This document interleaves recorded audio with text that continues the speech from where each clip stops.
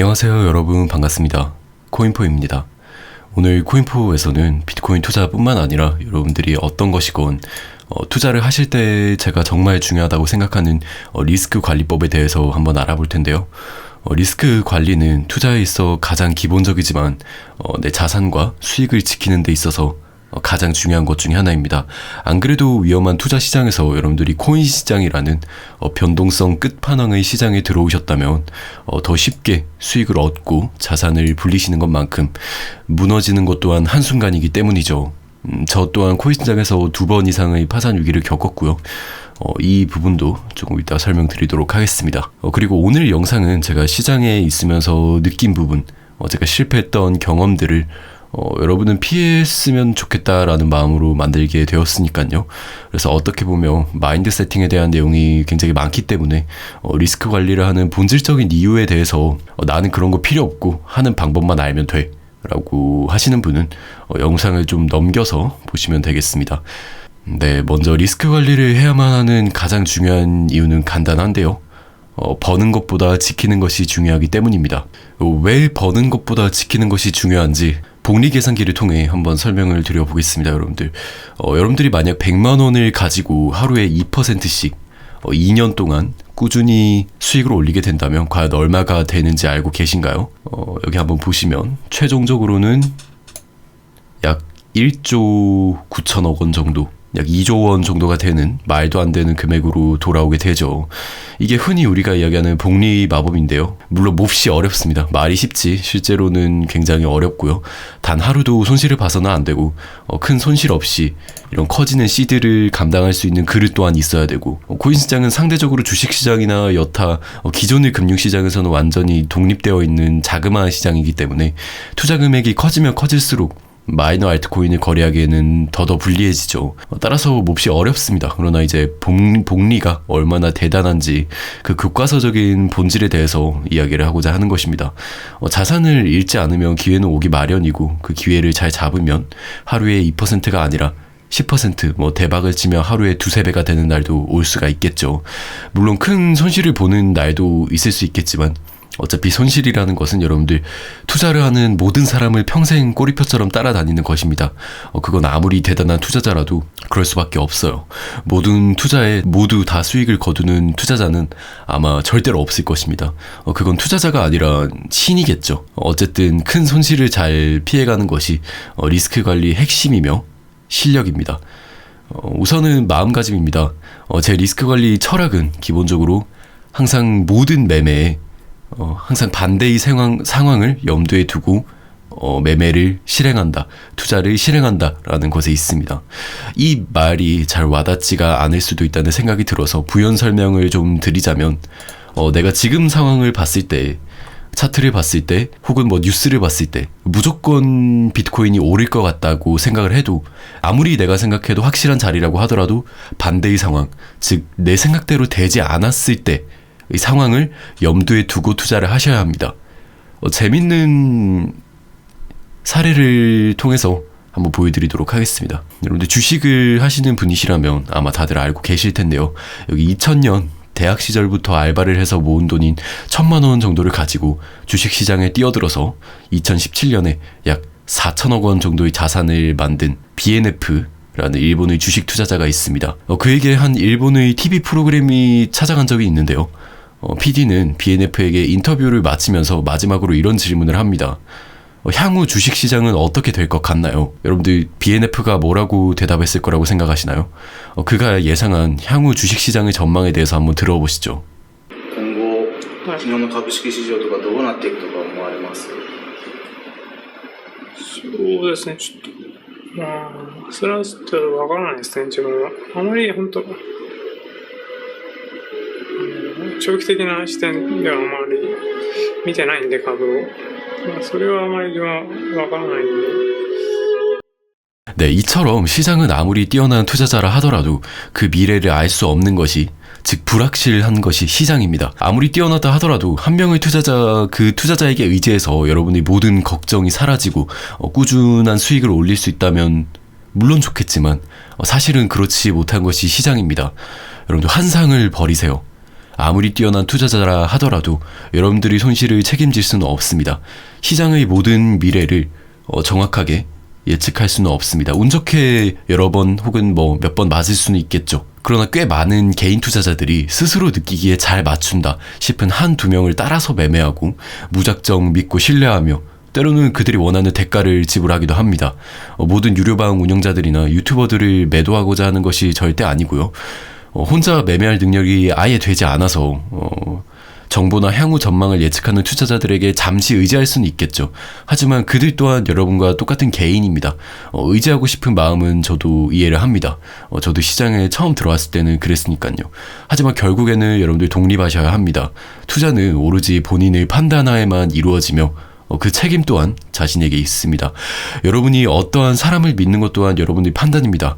그러니 어떤 유료방에 갔는데 뭐 완전 사기더라, 이 유튜버 뭐 완전 사기꾼이더라, 그런 말을 할 필요조차 없습니다.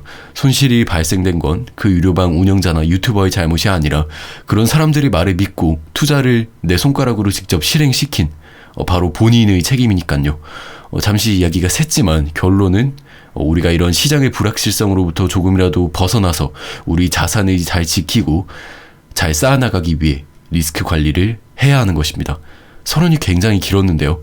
왜 지키는 것이 버는 것보다 더 중요한지는 여러 가지 근거를 대서 여러분들도 어느 정도 공감을 해주셨을 거라고 생각을 합니다.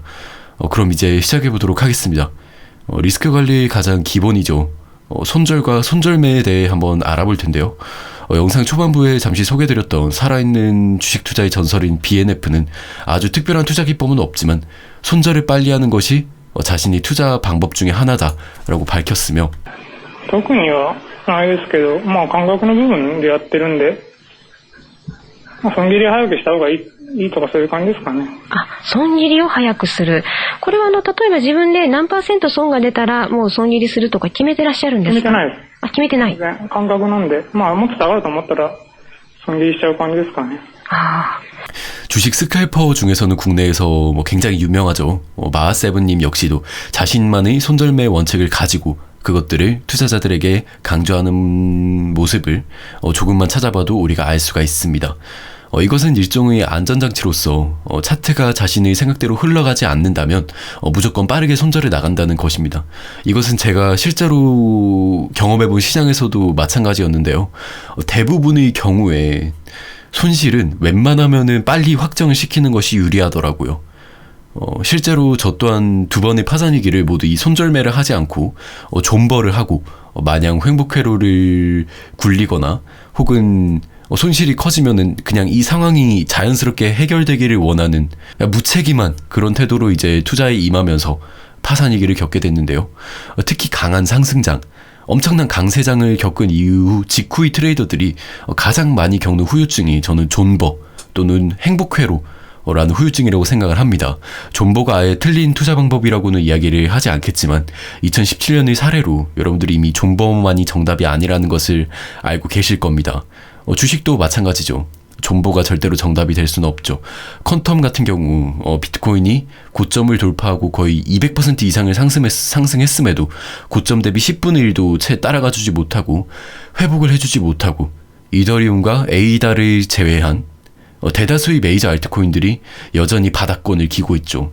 이러한 경우 그러니까 파산에 가까워지는 큰 손실에서 벗어나기 위해서 이러한 상황을 피하기 위해서 우리는 반드시 손절매를 실행해야 하는 것입니다. 뼈가 아프더라도 실행을 시키셔야 합니다. 그것을 자산의 3%든 5%든 10%든 15%든 원칙으로 정해놓는 한이 있더라도 손절매 원칙 정도는 반드시 정해놓는 것이 매우 좋을 것입니다. 그리고 말씀드렸던 것처럼 개인적으로 손절매는 짧으면 짧을수록 좋다고 생각을 합니다. 물론 너무 짧으면 손절이 너무 빨리 나가서 거래가 거의 안 되는 수준, 그러니까 거래가 너무 빨리 종료되거나 승률이 잘 안 나오겠지만 저는 그래서 아무리 넓더라도 트레이딩 비용의 최대 10%를 손절매로 잡는 것을 적극 권장드립니다. 그러니까 10% 안쪽에서 손절을 하라는 이야기죠. 그러니까 예를 들어서 만약에 내가 100만 원으로 트레이딩을 한다라고 이야기를 했을 때 최대 10만 원 정도의 손실을 감수해라 라는 이야기가 될 것이고요. 이것은 레버리지를 어떻게 사용하느냐에 따라서 달라지는데요. 고 레버리지를 사용하기 어려운 부분이 바로 여기서 나타나게 됩니다. 예를 들어 제가 10배 이상의 고 레버리지를 사용한다고 가정을 해봅시다. 10배의 레버리지를 만약에 사용한다고 치면 비트코인 가격이 1%만 빠져도 이미 제 손실은 곱하기 10을 해서 10%가 넘어가 버리죠. 즉 100만원으로 트레이딩을 했다면 벌써 10만원이 손해인 것이죠. 그렇다면 아무래도 매매가 손절이 나가기가 매우 쉬워지고 승률이 나쁜, 그러니까 좋지 않은 거래를 할 수밖에 없는 것이죠.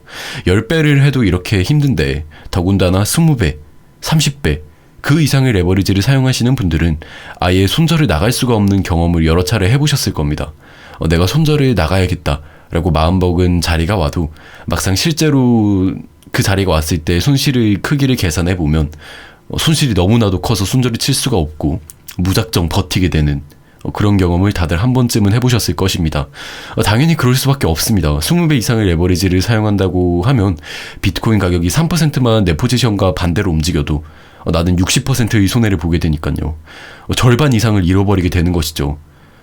이런 경우 손절매가 적용이 될 수가 없는 것입니다. 하지만 고 레버리지 거래를 나는 하고 싶다 라고 하는 분들을 위한 리스크 관리법 또한 당연히 있습니다. 내가 예를 들어 100만원으로 거래를 하고 싶다 라고 생각을 해봅시다. 그럼 이 100만원의 10%인 10만원만으로 레버리지를 평소보다 많이 써서 거래를 하는 것입니다. 아무래도 승률은 100만원으로 하는 것보다 레버리지를 많이 써야 되니까 덜 나올 수밖에 없겠지만 대신 훨씬 많은 기회가 지어지죠. 10만원으로 아무리 큰 레버리지를 사용해서 거래를 한다고 하더라도 청산을 당할지언정 나는 10만원만 잃은 것이 되니까 이것은 엄연히 10%의 원칙을 넘지 않는 선에서 제 자산을 잘 지킨 리스크 관리를 한 거래가 되는 것입니다. 100만원의 10%가 10만원이니까요. 물론 계속 고 레버리지 거래를 하면서 야금야금 내 자산을 파먹게 된다면 이것은 분명히 문제가 있는 거래가 되니까 전략을 수정하는 것이 바람직할 것입니다. 손절매에 대한 개념은 우리가 어느 정도 파악을 했고 이 손절매를 토대로 우리가 손익비 거래를 하는 방법에 대해서 여러분들께 알려드리도록 하겠습니다. 손익비란 손실과 익절의 비율을 뜻합니다. 손익비는 도구를 써서 매우 쉽고 간편하게 할 수가 있는데요. 먼저 바이비트던 바이낸스던 아니면 트레이딩뷰를 사용하시던 간에 좌측에 보면 아주 작은 화살표 하나가 보이실 텐데요. 바이비트 같은 경우에는 여기에 이렇게 있고요. 바이낸스 같은 경우에는 트레이딩뷰 기본 차트 말고 트레이딩뷰 차트로 좌측에 보시면 이렇게 아주 자그마한 화살표 하나가 있습니다. 여기서 위에서 7번째 이 화살표 바로 위에 있죠. 롱 포지션, 쇼트 포지션 이 두 가지 도구를 우리가 사용할 것인데요. 자, 예를 들어서 제가 이 가격대를 저항 구간이다 라고 생각을 해서 이런 자리에서 숏 포지션을 들어가고 싶다, 진입하고 싶다 라고 생각을 해봅시다. 그렇다면 여기서 이 숏 포지션 도구를 꺼내서 미리 한번 계산을 해보는 것이죠. 만약 10만원 정도, 그러니까 100달러로 트레이딩을 한다는 가정하에 5배의 레버리지를 사용한다고 가정을 해봅시다. 저는 트레이딩 비용의 최대 10% 정도 손실을 최대 손절값으로 권장을 드린다고 이야기를 했던 것처럼 5배의 레버리지를 사용해서 거래를 할 때는 2%만 가격을 틀려도 2% 곱하기 5는 얼마죠? 10%, 즉 10%의 손실이 발생하게 되겠죠. 자, 그렇다면 이 2%, 여기 빨간색으로 2%라고 뜨는 것이 보이시죠? 제가 5배의 레버리지로 만약에 거래를 하게 된다면 이 자리에서 손절이 나가야 되는 것이죠. 제가 직접 거래를 한번 실행을 시켜보면서 여러분들한테 설명을 드려보도록 하겠습니다. 일단은 포지션을 임의대로 여기에 일단 진입을 하고요. 시장가로 현재 포지션을 진입해 보도록 하겠습니다. 5배로 매도 포지션을 시장가로 진입을 했습니다. 자, 2% 5배니까 2%를 곱하면 10%, 즉 저는 여기서 손절이 나가야 되는 것이죠. 원칙대로라면. 바이비트는 굉장히 간편하게 되어 있는데요. 바이낸스도 이 포지션 창에서 이렇게 목표가 손절가를 설정할 수가 있습니다. 그렇다면 손절 가격이 57,100달러 정도가 되겠죠. 그렇다면 손실 금액이 얼마인지 여러분들 보이시죠? 757달러 정도가 되는데요. 옆에 제 총 자산을 보시면 7,500달러가 떠 있는 걸 보실 수가 있습니다. 그렇다면 750달러면 거의 10%니까 딱 정확한 거죠. 어쨌든 이게 바로 여러분들 손익비 거래입니다. 물론 임의대로 자신의 입맛에 따라서 수정을 할 수가 있고요. 10%를 조금 초과하는 구간에 걸 수도 있는 거고요. 상황에 따라서. 나는 무조건 원칙을 지키는 매매를 하겠어 라고 한다면 무조건 10% 자리에서 손절을 하는 방안도 있겠죠. 하지만 이렇게 설정하는 게 싫다라고 하면은 아예 반대로 내가 이 자리에서 진입을 하고 싶고 이런 자리에서 이 자리에서 내가 손절을 하고 싶다 라고 정해두고 가는 경우도 많이 있습니다. 이게 어떤 말인지 지금 설명을 드리도록 하겠습니다. 제가 여기서 숏포지션을 잡았는데 가격이 이 이상 만약에 올라가면은 내가 생각한 차트는 아니라서 나는 손절을 할 거야 라고 하는 구간이 있다라고 생각을 해봅시다. 그럼 저는 이 구간이라고 만약에 생각을 해볼게요. 그럼 이 가격대가 약 3%, 현재가에서 약 3%, 제가 포지션을 진입한 가격에서 약 3% 정도 올라간 가격대인 게 확인이 되시죠? 그렇다면 저는 몇 배의 레버리지를 사용해서 거래를 할까요? 네, 맞습니다. 최대 3배 혹은 3.3배 정도를 사용을 하겠죠. 자, 그럼 제가 여기서 손절을 하고 싶다라고 생각을 해보겠습니다. 그러면 자, 이렇게 올리면 약 5% 정도가 되는데요. 그러면 저는 레버리지를 몇 배 사용해서 포지션을 진입할까요? 네, 그렇죠. 2배의 레버리지로 진입을 하겠죠. 그러니까 손절 자리를 미리 잡아두고 레버리지를 설정해서 거래를 할 수가 있고요. 아니면 레버리지를 미리 설정을 해두고 거기에 맞춰서 거래를 할 수도 있는 것입니다. 근데 나는 여기서 고 레버리지를 사용하고 싶다라고 쳐봅시다. 그러면 아예 트레이딩 비용을 10분의 1로 줄여버리고 30배의 레버리지를 사용하는 방법도 있습니다. 청산을 당하면 제 전체 트레이딩 비용이 10%를 잃겠죠. 그러니까 제가 현재 7,500달러가 있는데 이 7,500달러 중에서 10%인 750달러를 남겨놓고 자산을 다 출금을 하거나 아니면 격리 포지션으로 진입을 하는 것이죠. 10%만 진입을 하는 것입니다. 제가 어떻게 하는지 보여드리도록 하겠습니다. 자, 현재 격리로 10배로 설정을 해두었는데요. 제가 트레이딩 비용을 아예 10분의 1로 줄여버리고 자, 레버리지를 30배를 사용해서 25배를 사용해서 한번 거래를 해보도록 하겠습니다. 현재 매도 포지션을 잡았는데요. 여기 이렇게 강제 청산 가격이 나오게 되죠. 아까 전보다 훨씬 위험해진 거를 알 수가 있는데 그렇다 하더라도 청산을 당한다 하더라도 저는 포지션 증거금 300달러 밖에는 손실을 안 보게 되는 것이죠. 그러니까 이것도 일종의 리스크 관리법이 되는 것입니다. 제 자산이 약 5% 미만에서 손절이 나가게 되는 것이죠. 현재 이 계산이 이해가 안 되시고 이게 왜 리스크 관리인지 이해가 안 되신다면 영상을 좀 돌려보셔야 합니다. 설명이 좀 어렵다라고 느끼실 수도 있겠지만 트레이딩을 앞으로도 지속하실 거라면 이런 수적인 감각을 늘리시는 게 매우 좋습니다. 손익비 거래에 대한 설명이 대충 끝났는데요. 내용 자체는 굉장히 간단한데 제가 조금 어렵게 설명한 부분이 없지 않아 있는 것 같기도 합니다. 어쨌든 손익비 거래의 핵심은 결국 내가 최대로 감내할 손실률을 정하고 그에 맞춰서 거래를 하는 것입니다. 익절에 대해서도 여러분들 한번 짚고 넘어가겠습니다. 손절이 훨씬 더 중요하지만 익절도 매우 중요하거든요. 내가 원하는 가격대에 원하는 수익률이 달성되었을 때 그 수익을 잘 지키는 것 또한 실력이니까요. 아마 이런 분들도 굉장히 많을 거라고 생각을 합니다. 수익이 나기 시작하면 무작정 그 수익이 떠 있는 게 좋아서 혹은 원하는 수익률까지 달성을 해주지 못해서 기다리고 또 기다리다가 수익이 본절까지 왔는데도 가만히 있다가 음전이 돼버리고 결국 어느 자리에서도 손절이 치지 못하고 청산까지 당하시는 분들, 저도 시장에서 그런 경험을 숱하게 했습니다. 하지만 여러분들 결코 첫 술에 배부를 수가 없습니다. 숟가락 한 번에 절대로 배부를 수가 없어요. 수익은 무조건 쌓아나가는 것입니다. 복리의 대단함에 대해서는 제가 영상 앞에서도 설명을 드렸고 제가 직접 라이브에서 1,000달러를 단타로 불리는 것 또한 보여드렸었으니까 잘 아실 거라고 생각을 합니다. 모든 물량을 고점에서 정확하게 매도할 수 있을 거라는 생각은 결단코 버리셔야 합니다. 그런 게 가능한 사람은 없습니다. 일찌감치 포기하셔야 하는 욕심입니다. 자신만의 기준을 가지고 수익을 익절하는 자리 또한 정해놓고 거래를 하세요. 그 근거는 무엇이 되든 상관이 없습니다. 매물대를 통해서 하든 파동을 통해서 하든 보조지표를 통해서 하든 저 같은 경우에는 이제 피보나치를 통해서 저항값과 지지값을 계산해서 익절을 하는 것을 선호하는데요. 오늘은 그 방법까지만 설명을 하고 이만 마치도록 하겠습니다. 만약 현재 자리에서 제가 숏포지션을 잡았다라고 생각을 해봅시다. 다시 왼쪽에 도구함에서 삼지창 모양의 도구가 있는데요.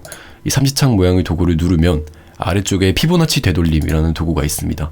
이 도구를 꺼내서 아래에서 위로 이렇게 그어줍니다. 그리고 실제로 만약 차트가 제가 예상한 대로 잘 하락이 나와줘서 수익이 나기 시작하면 저는 보통 이런 피보나치 구간들에서 수익을 정리합니다. 제가 가장 많이 사용하는 되돌림 값은 38.2%와 61.8% 구간인데요. 보통 해당 구간에서 1차, 2차 값을 정해놓고 모두 정리를 하게 됩니다. 물론 추세로 가져갈 때도 있기는 한데요. 이거는 매 거래 상황마다 다르지만 보편적인 제 익절 구간을 말씀을 드리는 것입니다. 그러니까 차트가 이렇게 실제로 하락이 나오면 제가 여기서 포지션을 진입했을 때 이런 구간에서 1차로 익절을 나가고 떨어졌을 때 2차로 이런 61.8% 구간에서 익절을 나가게 되는 것이죠. 물론 피보나치를 아예 안 쓰고 지지 구간이나 저항 구간만을 토대로 수익을 익절하는 경우도 많이 있으니까요. 이런 부분을 여러분들이 기준을 삼아서 꼭 거래를 하시기를 바랍니다. 여러분들만의 기준을 한번 세워보세요. 반대로 제가 롱 포지션, 매수 포지션을 잡았을 때에는 제가 만약에 예를 들어서 이렇게 운 좋게 이런 아래에서 만약에 매수 포지션을 잡았다라고 생각을 해봅시다. 그럴 때에는 이렇게 위에서 아래로 피보나치를 긋게 되고요. 마찬가지로 38.2% 구간과 61.8% 구간까지 보통 반등을 기대하고 거래를 하는 경우가 많이 있습니다. 피보나치를 긋는 기준은 대개 저항값을 찾을 때는 이제 하락이 시작되었다라고 생각이 되는 구간부터 하락이 마무리되었다라고 생각하는 구간에 그으셔서 이렇게 수익을 정리하시면 될 것 같고요. 반대로 지지 구간을 찾을 때는 상승이 시작되었다라고 생각이 되는 구간부터 상승이 마무리되었다라고 느껴지는 구간까지 이렇게 피보나치를 긋고 여러분들이 지지 구간을 계산을 하시게 됩니다. 네, 오늘 이렇게 익절에 대한 이제 기준 값을 잡는 방법까지 한번 알아봤는데요. 제 리스크 관리에 대한 내용은 사실 이것 외에도 또 몇 가지가 추가적으로 더 있지만 오늘은 일단 여기까지 이야기를 하는 것으로 하고요. 중요한 내용에 대해서는 가장 기본적이고 어떻게 손익비 리스크 관리를 하는지, 리스크 거래를 하는지에 대해서는 설명을 마친 것 같습니다. 네, 대충 기본적인 리스크 관리에 대한 내용은 다 다룬 것 같고요. 아직 추가적으로 몇 가지 내용이 남았지만 이런 부분들은 제가 차후에 또 한번 기회가 되면 다뤄보는 것으로 하겠습니다. 가장 중요하고 리스크 관리를 하는 기본적인 마음가짐이라던가 기본적인 방법이라던가 하는 영상은 이번 영상에서 그래도 담아낼 수가 있었던 것 같습니다. 만약 헷갈리시거나 잘 이해가 되지 않는 부분이 있으시면 댓글이나 카톡방에 질문 남겨주시면 제가 최대한 시간 나는 대로 답변을 드리도록 하겠습니다. 네, 여러분들 지금까지 긴 영상 시청해주셔서 정말 감사드리고요. 지금까지 코인포였습니다. 감사합니다.